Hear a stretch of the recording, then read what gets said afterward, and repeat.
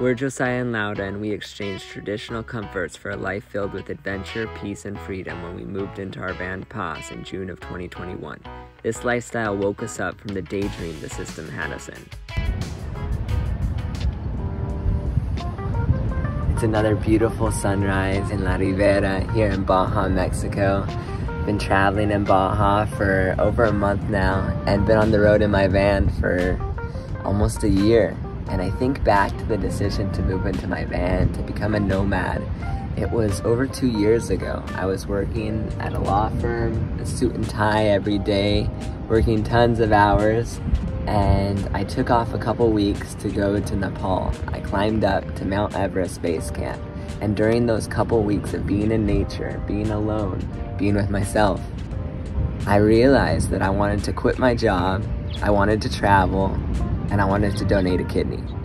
And I wasn't sure exactly how I was gonna make that happen, but when I came back to Miami, when I started working again, 60 hours plus a week, I realized I had to make that transition. And so going from working at that law firm to living in this van really was a question of how can I live cheaper? Because if I live cheaper, I can work less and have more free time to do the things I want.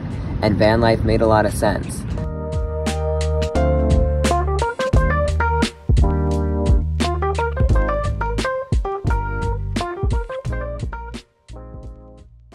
Alright, so Lauda just ran down to the beach, which gives me a minute to tell you about her before she gets back. So really quick, we met back in 2019 just for a day when she was traveling through Miami. In that one day, I knew I had to reconnect with her. So it took about 2 years until she came out to Washington to help me build this van, and then we traveled together for a couple months before she returned to Colombia. She came back to meet up with me in Mexico about 6 weeks ago, and we've been having some amazing adventures together. I know you guys are gonna see what a wonderful person she is. She's a total empath, amazing with animals, and just a really special person. She might be a bit shy in front of the camera at first, but trust me, once you get to know her, you're gonna love her the same way I do.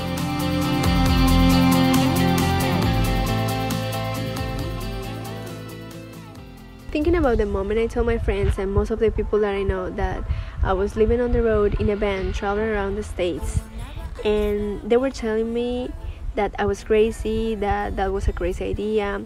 My close friends, they already know I'm crazy, so they were very happy for me, but for most of them, they were telling me like I could never do that. And it's funny because it reminds me when I was 15 and right after school, my dream was traveling around the world, living on the road with my guitar, playing music every day and being completely free and happy. And people were telling me the same. They were telling me I was crazy and I could never do that because I would be a starving artist. And I quit my dream. It took me 10 years to realize that I was living someone else's dream. But now I can say that I'm living one of the best moments of my life, and for me, Vanlife makes perfect sense.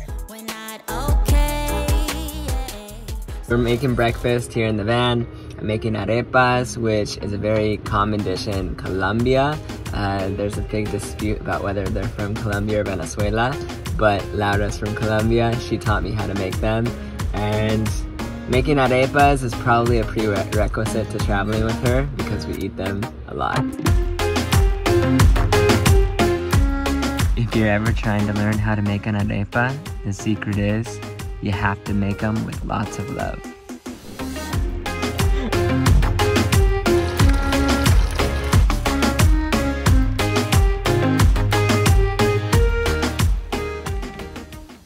This is the pretty arepa that you would see on most van life videos. Perfect, beautiful view. And then the reality, the ugly arepa with the guy changing the garbage in the background, someone cleaning the sand, lots of noise. That's reality.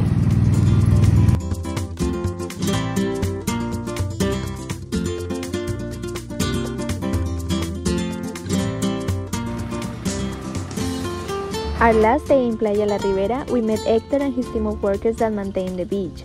Hector is explaining to us that past generations in Mexico have unfortunately failed to protect the environment, but he is motivated by the opportunity to educate the younger generations on the importance of caring for la naturaleza. He briefly talks about the Blue Flag Environmental Program, which focuses on information, environmental education, water quality, management, security, and services. I'm feeling extra lucky today. Most days, I either don't get to shower or I bathe with a little solar bag. So the fact that I don't have to rely on wet wipes, but I actually get real jabón feels pretty good.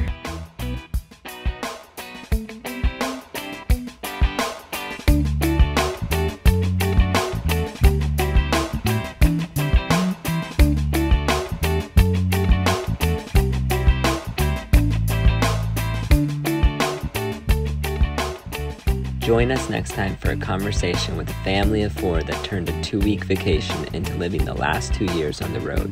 And don't forget to like and subscribe if you like our channel.